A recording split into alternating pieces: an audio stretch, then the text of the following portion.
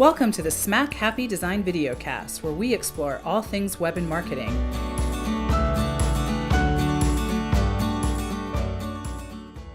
With your hosts, Nicole and Danielle. Welcome to episode number 15. I'm Nicole. And I'm Danielle. And I just want to remind our audience that we'll be taking some notes for you so you can just sit back and relax. And you can download the notes at smackhappy.com/videos. Today, our guest is Emily Anderson, who is a personal organizer helping people in their homes and their offices, leading to better productivity and clearer thinking. Welcome, Emily. Hi, Nicole. Hi, Danielle. Thank you so much for having me. Hello. Yeah. I'm very excited about this. So introduce yourself just a little bit further for our guests. Yeah, so I've been professionally organizing since 2009. I got started because a family member needed some help. And I realized that so many people have really big jobs and do really great in their careers. But, like the after five kind of stuff isn't really at that same level. So I was kind of a hunch I had in 2009. And I thought I was way more brilliant than I actually am. I thought I had invented the industry of home organizing. Clearly I had not. But it's been a wonderful career to have, and I just really enjoy meeting people and working with them and getting them to where they want to be. Awesome. I'm a huge fan of organization myself. I really love when I have to tackle something and figure out how to do it. So I am totally on board with what you do, and I admire it probably more than the average person, I think. It's definitely a calming experience for me. I feel settled after something is organized that once was not organized. Well, there's like on Instagram now, they call it, I hope this is an okay word to use on your show. They call it organization porn. And you know what? I believe it. Yeah, it's like all the like perfect lined up pantries, like desks with 3 items on them that are just exactly in parallel with each other, and people like scroll through them and they're just like, I think that there's like the opposite of those too, where someone will take like, a really circular cake and then they'll cut it not in perfect lines or something. So the opposite. Yeah, that's like trolling. That's like trolling a cake. Yeah. Exactly. It's like comes in at an angle. Yes. It's wonderful. All right. Yeah. So today we wanted to ask you about your self-hacks. You mentioned that you've got some organizing self-hacks for yourself and for your clients. So you want to start us off by telling us a little bit about that? Yeah, so, I don't claim to be perfect with my time or perfect with my organization. That's not really what I go after. I'm kind of in the more of the frame of like, if I could do something a little bit better and learn to incorporate new habits into my routine. And one of the things that I do that's a self-hack is I like to time things, figure out like, okay, how much time does that take to do? So that I can psych myself out when I'm or psych myself up when I'm psyched out when I want to do some things. So I actually have this like little object. It's called a time timer. And so I just keep it on my desk. And I'll just set like the timer for, like 3 minutes. Maybe I'm like dreading doing an email to a client that is, being a little bit pushy. So I'll be like, okay, well, I don't want to spend an hour on this because that's probably where I would go if I wanted to perfect this email. But I'll set a little 5-minute timer and see what I can do with it, and then walk away. And that's actually been really helpful to not only me, but I share it with my clients as well, especially clients that aren't very motivated to get through a lot of the backlog in their homes or in their offices. We start with kind of a question, which is, okay, well, how little amount of time would you like to devote to this? And, the answer I get is usually like, about 2 seconds. Okay, well, like the number 2 is pretty good. What if we apply the word minute to that? And they're like, yeah, I could do 2 minutes. And so, we'll just like set a little 2-minute timer.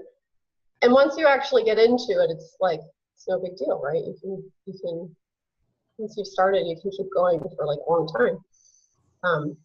So that's a self hack I have for getting into things that maybe aren't as fun to do or aren't as pleasant. And then on the other end of it, I also use a timer to make sure that I don't spend hours and hours on things that I enjoy doing, that I don't really have the ability to devote like half an afternoon to. So I'll set a timer for like 30 minutes for something that's important to me and enjoyable, but that I could get lost into that particular kind of project. Mm-hmm. Yeah. That's really interesting. I think I'd like to try that, because there are definitely times when I actually will just sit here and space out because it's something that I really don't want to do. And you literally physically like just can't do it. So you're sitting there like, oh. And then the opposite happens too. Like when you really enjoy something, I mean, time could really get away from you. And then you're like, oh crap, now I got to go back and do the things that I don't want to do. And I don't have time to do those.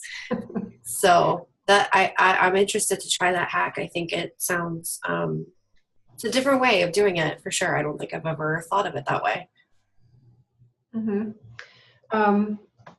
Yeah, I've heard of something kind of similar. I think I've applied this to drawing a couple of times where I'm not sure what to draw, or maybe it's something I don't want to draw. I'm like, okay, I'll just spend 5 minutes on it. All I have to do is commit to 5 minutes. And then once you start, you just keep going, right? Like it's a lot easier if you like commit to the small little chunks. So I think that's a really, really great hack. Yeah, it's really good also with children. I know we're not really talking about kids, but especially with chores, which relates to family productivity, you know, making it fun for the kids with the timer. I mean, I think a lot of parents use the strategy of like, you can't do that in 2 minutes. And most kids like, oh, yes, I can. And then suddenly the house is clean because you've time blocked every little task. And the kids think it's like a game. So that's pretty awesome. Yes, we play for points a lot around here. Yeah, I mean, you know, you can have like a personal best. Everything is a game. I have that with my dishwasher. Like my personal best is like 2.5 minutes. And like, of course, right before you go out the door to do something else. But yeah. So what else do you have? Like, what if you've got some big daunting thing in front of you and you don't know where to start? Do you have any tips for that? Yeah, so not knowing where to start, I actually like to bring people in on the project if I'm just kind of like, I don't know what to do. If, you know, because I feel like, you know, with stress, you know, there's like fight, flight, or freeze. And I think I'm a freezer for sure. I'm like, I would like to be a fighter. That must be like a great thing just to be a fighter instead of a freezer. But alas, I'm just freezing. So like one of the things I do is I bring in other people to kind of talk it through. And you know, when you bring in a social element, especially people that you trust, you get some of those happy hormones going. And that helps, I think, to pull you out of the stress response. So that's really interesting, because I think we do that and we don't even realize that we do that, Nicole. Like we're both like super stressed out about something and just be like, what are you doing right now? Let's just get on and talk for a second. And it doesn't always end up, you know, that we talk about the problem at hand or whatever is in front of us, but it's so nice, like you were just saying, just to kind of like get that social interaction and almost like forget that you're stressed out and unwind a little bit about it, and then you can kind of get those pathways open for you to think straight. I mean, for me anyway, that's definitely helps, is talking to people about it for sure. Yeah. So another hack I have for things like that, I'm just like, oh, I listen to my body a lot. If my body is like curled up when I think about it, I'm like, ugh. Like, okay, something about the way I'm processing this and thinking about it is not very helpful. So, of course, when you're like this, you're like, yay, and everything goes really fast. Especially if it's something that I'm like, about and stuff. I actually have a little tent that I take to the beach with a little table. And I bring my laptop to the beach. And I find that being in such a like natural, peaceful environment really helps me to like clear my thinking and to recharge myself from like a sensation, like a sensory way to get out of it. So that's my little hack, and people don't believe me, but then I send them pictures of my little mobile office. Yeah, I think you're going to have to share some pictures with us so we can share it with the audience. So we can see your mobile tent. Yeah, it's not fancy. I mean, it's not going to get any glamping awards. But. That's pretty awesome. There was something that I saw recently that reminds me of that. But I was like gonna buy it for different reasons. Because I tend to think of myself as like not a people person. When I get in those moods, I just want to be like alone and away from everything. They have these things on Kickstarter called pods. And so like you just buy this tent that you can just set up anywhere and close yourself in it if you want. I was like, well, if I was in an office, you know, like an office building or something, and I wasn't at home, like maybe that would make sense.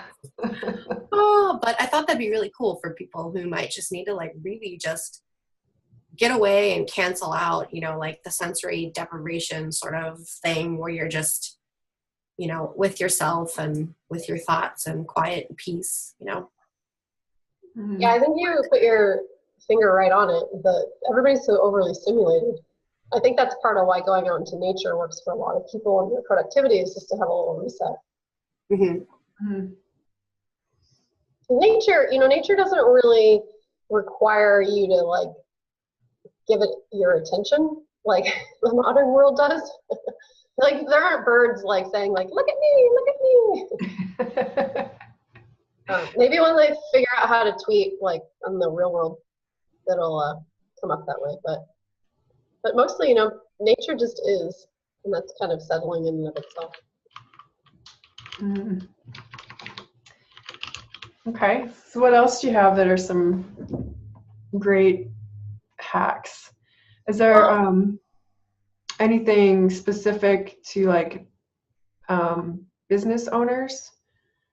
When I know that, like the things you've given us so far, obviously for like business and personal applies to like both situations, but is there anything like in the office? Yeah, so I think a lot of people already do this with headphones and music, but I think it's underestimated for what you can do, even in a corporate environment, to make your work world a little more enjoyable. So a lot of my clients, when they come to me, you know, they're just kind of like, oh, like things are so hard. I mean, you can just like see, it's like every part of their body is like 20 pounds heavier than it needs to be. Mm. And one of the things that I work with my clients to do is to bring some fun back into their processes. And, you know, it can be simple things like music, but it can also just, you know, have some mantras around you. It's like, how, you know, asking yourself when you're working on a project, how can I make this more fun? Mm-hmm. And it's not to make it fun to not be professional, but when you're in a playful, creative mindset, your work is going to be much better than when you're in a stressed out mindset. And so prioritizing what works for you to get into that is really important. You know, a lot of people are already doing music. I think that is great. And it's nice to see that most companies don't have any issue with their employees having headphones in.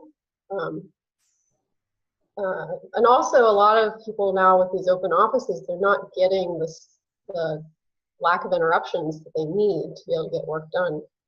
Mm-hmm. So that's actually creating, I think, more of a stress response in employee productivity, because they're like, you know, everything's moving around them and people are coming in asking questions, and then you have Slack, you know, like anybody could like reach out to you at any time. Mm-hmm.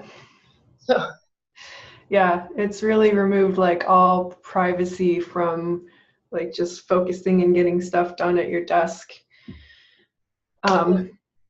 My husband works at a big startup, and they've got the big open office layout, and he was actually given a fairly hefty headphone budget to choose headphones. They said no more than $2,000 Per person? Yeah, for their headphones. Yeah. Like, holy crap, that's a lot of money for headphones. Well, it's cheaper than building walls. True. Cheaper than hiring the interior designer to build some walls. Yeah. But yeah, I mean, most of us don't really consider $2,000 headphones an option. Yeah, I don't think I would have ever gone there. Yeah. I think just because it's just ingrained in my brain. Anything that I think of, I'm like always like, okay, I need a sale, or I need like a bargain or something like that. Like I want to find the $800 headphones that are actually $200, you know, like that sort of thing. But it's always nice when you get those perks. I mean, like when someone says, hey, you know, just here's some money to spend on making your life better. I mean, that's great. Mhm. Yeah. It's awesome. That's an awesome perk to have.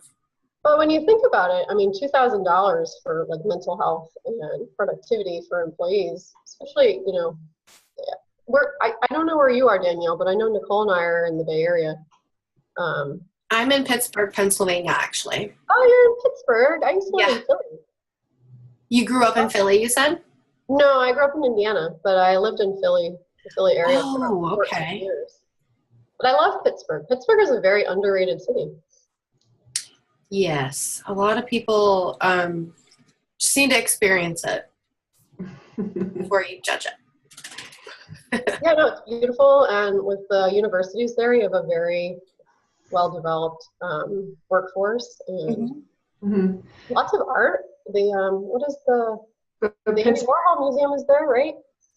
Yes, I have 4 passes awaiting my presence there. I have to make some time to go there soon. Really, really cool exhibits there at the Warhol for sure. Mhm. I remember it's been a long time since I've been to Pittsburgh, but I remember it being really pretty. Yeah, especially in the springtime. Mhm. It's something to appreciate, I think, if you have an appreciation of like history too, because you know every place has history, and a lot of the stuff is sort of like abandoned in a way, with all of the old like industry that used to be here, and it's kind of changed, you know, over the years. But it's really cool different things to see here, and very, very creative city. I think business on one side, like very businessy, but also very creative. Mhm. That makes sense. It does to me, because I live here. Just come visit. Well, next time I'm there, I'll just be like, hi, Danielle. Yeah, I made it. Let's go to Falling Water now. absolutely. Oh gosh, yeah, that is something you definitely need to see if you come. It's great. Mhm. Yeah. Yeah. I think that actually Falling Water, I went there when I was 12. My parents were a design build team while they were married. And so we went to different architectural sites around the country. And I think that actually had a big influence on me in environments and how it can impact how you feel when you're working. It's kind of a famous story about, and I'm terrible with names, so I don't recall the gentleman who had Falling Water commissioned, but there's a story about how Frank Lloyd Wright? No, Frank Lloyd Wright was the architect, but there was, I think he was a department store owner, maybe. I Yeah. shouldn't be saying things like this on public forums, but the guy who wanted the house built, some rich guy. So he was going back and forth with, we'll call him Frank, just, you know, we're casual. Going back and forth with Frank, and he's like, I need a bigger desk. And Frank was like, no, this is the right size desk. Like, it's perfect for the environment. And so he's like, Frank, this desk is so small. I don't think I can write a check to my architect. That's funny. Yeah. That's So, awesome. I mean, that story is great for a variety of reasons, but, you know, bringing fun into a conversation that's really difficult. Mhm. So I really do think, and finding a way to make something humorous and fun is one of the best ways to tackle problems in life. Yes. I don't This always totally ties back into I think we just had a little social thing there where we just demonstrated how to just relax and forget about, what you're doing and make a sort of fun memory out of everything. Yeah. So another hack that I do, and this actually can be applied in business and in personal life, and I'm going to give you a personal life example, and then I'll share kind of where I think it relates to business for some people. And this may not work in a corporate, like a big, Fortune 500 company environment, but especially for small businesses, putting things and like storing them or organizing them such where you're going to be reminded to do something when you're doing something that's more established or more a part of your routine or your schedule. So for example, I stored some chocolates that I bought on vacation for my family next to my sunscreen. Now that's disgusting, and nobody, I wouldn't recommend that be like a permanent place for chocolate in one's house. But I knew that I would never, being as pale as I am, go on vacation without grabbing my sunscreen. And so I also knew that I would remember these presents a couple months later I had intended to bring to my family. So storing things where you're going to remember to actually use them, or your memory is going to be jogged to do the next action, I think is a really great hack, even if it seems illogical from an outside view. So when it comes to like files in a company, obviously people should have their task lists, and they should have their file trees well established, and things should be stored in a way that people can retrieve them when they need them. However, if you have functions that only occur occasionally and they're related to other items, even if they're not clearly a part of each other's process, I really recommend that people store a copy next to those files that are going to create that jog as kind of a backup, especially in smaller companies where you don't have 15 people on a team looking out for items that are going to get missed. It's really easy on smaller teams for things to fall through the cracks. Most people wear multiple hats and are kind of overcommitted in a lot of areas. What's your take on Post-its? Well, do you like small ones, medium ones, or giant ones? All sizes for sure. If I can only think of a joke right now about that, but I can't because I'm a little foggy, but I'm sure you know where I'm going with that. The reason I was asking is because I still like avidly use Post-its and things to like remind me of those things that I don't do every day, so I'm not going to remember to do this thing. And maybe the desktop as well. I probably overuse the desktop, but I always try to use the desktop and Post-its for things that like I want to remember. And I have like a place, for them on my desk where like one day of the week I'll just like get rid of them if I've already done it, or like, reorganize it some other way. But it's always a constant reminder because I'm always at my desk. So it kind of ties in those two things, I think, where like, you're always in this place, so why don't you put it there so you see it? And it's another thing too, like with like on the personal side, I have like, so I'll like get ready in my office, for the day, or like put my makeup on, do my hair, stuff like that. So I have all that stuff on one side. And your hair looks lovely, by the way. What's that? Your hair looks lovely, by the way. Oh, thank you. Thank you. I take pride in the monthly visits that I have now. It's one of those things that I committed to doing for myself this year, was getting my hair done. So thank you. But yeah, so I totally follow those things, and they work. I mean, I don't know if I've ever put anything like with like sunscreen and the chocolate combo or whatever, but I could get there. That could happen. Sure. Well, that's the thing about organization is that what works for one person may not work for another person. Mhm. And that is that's ultimately the biggest challenge I have when I work with my clients. Who is this person? How does their brain work? What motivates them? How can we make this customized for them and then in a work environment also logical for other people? Mhm. But the other thing to note that you may bump up against, Danielle, is eventually people outgrow their system, and signs of that are kind of like it takes more time to manage the system. So Post-it notes I think are great for like little things that you just want to get off your brain and you come back to within 24 to 48 hours. But like if I start covering myself in Post-its, I should probably Well, move make sure on you from that Instagram system. that stuff. Hashtag Post-it girl. Hashtag too much to do.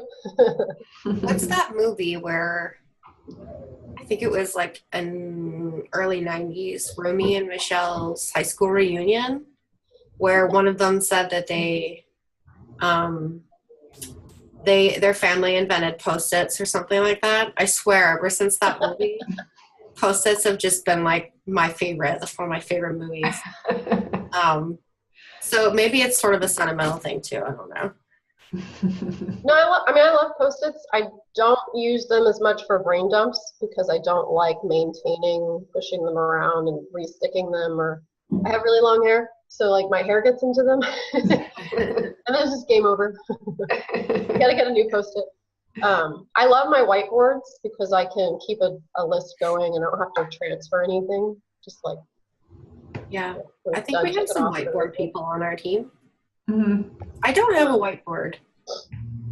Maybe I should try one. I'm open to trying things too. Like you said, like everything doesn't work for one person or another, but it'd be interesting to try some different things. Mhm. I also use AnyDo as my general to-do list because I have different files, different folders for different parts of my life. So like I'm the president of a board of directors here in San Francisco, and I don't visit those tasks on a daily basis, but I need to track them. And I like to know what all I have on my plate as a total. Sometimes it's a very, very full plate, and I have to really prioritize my time and how I do things. And then in my business, like there's things that you want to do for your marketing and for, client appreciation. And those things you have great ideas and you need a place to deposit them. And I like AnyDo because you can, set reminders for things. You can have subtasks. And this actually talks a little bit maybe about like, you don't know where to begin. And on AnyDo, you can, have your item that you want to accomplish. And then you can just start brain dumping. Okay, what's the step to get this just a little bit further along than it is right now? And, you might end up with a list of 20 things, but now you have 20 things that you can approach to get you to your goal. And that's harder to put on a Post-it note. Yeah, definitely. It's not going to be one of those things that you do a brain dump on for sure. I'm interested to try that. I'm going to Google that when we're all finished with our conversation. So I brought a couple of products to kind of show you guys. I'm not a big product queen, but since we've been talking about having fun, I found this little to-do list, and I thought it was hysterical. So I bought it, even though I don't usually impulse buy. And I don't know, can you guys see it? Tomorrow is another day. Stuff I didn't get done today. People I didn't contact, errands I didn't run, stuff I didn't buy, things I didn't remember. That's awesome. That is great. So to me, that is like, that's the most, even though it's worded like it's negative, it's so positive to me. And so true. Like that's usually how it ends up going anyways. Yeah. But what I like about this, and this is why I would suggest this as a hack, these are actually questions you can ask yourself every day when you're thinking about your productivity. Maybe you don't have to see, I probably wouldn't ask questions to myself in a negative way, like, who didn't I call today? I'd be like, oh, who do I need to call? Yeah. I wouldn't like to use that kind of language regularly with myself. Because then I would be like my clients, and I'd be like, um, but yeah, giving yourself prompts and getting things done, which is a productivity book. There's a huge list in there of all the different prompts you can give yourself if you really want to know how big your to-do list is. But getting that stuff out of your brain and onto a trusted system is really critical, because that's part of, your brain can't put all things into long-term memory. So things that are not going into long-term memory cycle around and buzz around a lot more. Mm-hmm. So if you can put it into a place that your brain feels confident that it's been captured, then you're going to be more settled. Mm-hmm. That makes a lot of sense. Yeah. So did you have anything else to share before I ask our last fun question? I would just say, don't do things you hate to do alone, people. Whether With a friend. bring a friend into the misery. No, but I see a lot of people having projects at work and in their homes that the simplest solution is just to invite a buddy over. Mm-hmm. Just to be like, hey, do you have any tasks like this that you're not getting done? Because I have a bunch of them, and maybe we could chat while we get things done. Yeah. Or in a work environment, hey, I have these 3 projects I keep pushing off. I'm sure you have some projects you're pushing off. How about we sit in a conference room together? Let's set a timer. We'll work on these. We'll check in, make sure nobody got on, Slack or any other projects that are more appealing. Accountability buddies can go a really long way. They work in fitness. They work in business. They work in personal productivity. Mm-hmm. Awesome. That's really great. I like that one. I'll have to try that, Danielle, next time we have something we don't want to do. Yeah, you could be getting some calls during like something like personal, like, listen, I haven't cleaned this room. That was happening this weekend. I thought about perhaps just stopping and heavily drinking, but I pushed through it and got it done. So, Well, I don't have any problem with drinking while doing it. oh yeah, bottle of wine, get your stuff done, as long as it doesn't impede your brain too much for you to get it done, Maybe not, but you not can a bottle always, of scotch, but maybe a glass of wine. yeah. But take a little nap, wake up, you're refreshed. Get it done after that. There you go. So our last fun question is, what inspires you the most? Ooh, that's a wonderful question. What inspires me the most? Ooh, I probably should have thought about that a lot more. Actually, things that inspire me manage to capture utility and beauty together, and have an aspect of caring about the experience that other people have. Mm-hmm. So when I'm in like an office and people have really taken the time to lay it out so that it's comfortable for visitors as well as the employees, and things have multiple purposes, that inspires me, because I feel like if we had more intention in everything that we do, from like, what is the pen? What's the grip on it? What's the color? What are all these things that we're interacting with that we are not as conscious about, but we are receiving the information whether we like it or not. Mm-hmm. So people who really do a great job with that, it's very inspiring, especially when they capture the utility at such a high level. Mm-hmm. Yeah, I can appreciate that too. I like that one. And then also people who are just like taking care of folks. There's a lot of crazy stuff going on in the world. I think there probably always has been, but with as insane as the news cycles are right now, seeing people who are rising up and doing the right thing. Mm-hmm. It's very inspiring. Mm-hmm. For sure. Well, thank you so much for joining us, Emily. Can you tell our audience how to reach out to you if they want some help organizing? Oh yeah, absolutely. Anybody can email me anytime. I'm not a 24-hour of the day email checker, but I do get back to people usually within a couple business days.